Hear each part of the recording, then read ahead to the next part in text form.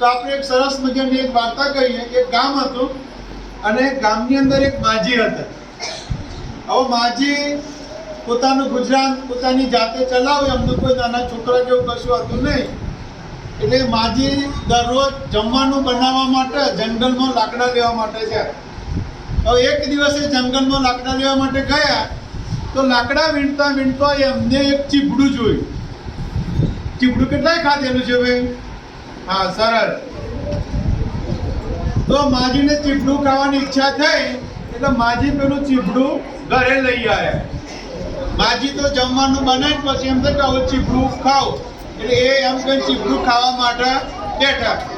જેવું ચીપડું હાથમાં ખાવા માટે લીધું એવું ચીપડામાંથી અવાજ આવ્યો, માં માં મને ખાશો નહીં, હું તો તમારો છોકરો કહેવા.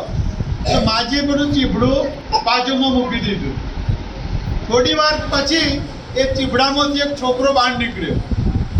તો માજી તો જોઈને ખુશ થઈ ગયા અને પછી એ છોકરાનું નામ એમને સાંગો પાડ્યું. માજી તો બીજા દિવસ પાછા એમના નિત્યક્રમ પ્રમાણે પાછા લાકડો લેવા માટે જંગલમાં ગયા. જોયું તો પાછું બીજું એમને ચીપડું જોવા મળ્યું. તો માજીને એમ થયું કે ગઈકાલે તો મને ચીપડું ખાવા મળ્યું નથી, તો આજે પાછું આ ચીપડું લઈ જાઉં, હું શાંતિથી ઘરે જઈને ખાઈશ. તો માજીએ પાછું એ ચીપડું બીજા દિવસ પણ ઘરે લાવ્યા.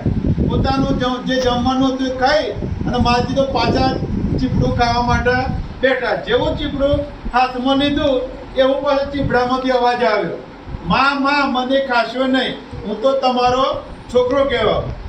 એટલે માજીએ પાછું ચીપડું બાજુમાં મૂકી દીધું. થોડી વાર થઈ એટલે એ ચીપડામાંથી પાછો એક છોકરો બહાર નીકળ્યો. તો માજીએ એનું નામ પાડ્યું શરમણ. શું નામ પાડ્યું? માજી તો પાછા આ પ્રમાણે ત્રીજા દિવસે જંગલમાં લાકડા લેવા માટે ગયા. માજીનો પાછું ચીપડું મળ્યું. માજી પાછું ખાવા માટે ઘરે લાયા.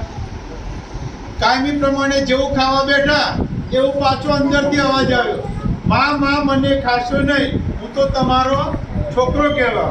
માજીએ પાછું બાજુમાં મૂકી દીધું. એમાંથી પાછો છોકરો નીકળ્યો. એનું નામ પાડ્યું લાખો. તો 3 છોકરા થયા ને, સાંગો, સરવણ અને લાખો. પાછા ચોથા દિવસે કાયમી માજી જેમ જાય એમ પાછા લાકડો લેવા માટે ગયા. એમને પાછું ચીપડું મળ્યું. ફરી પાછા ઘરે લઈને આવ્યા.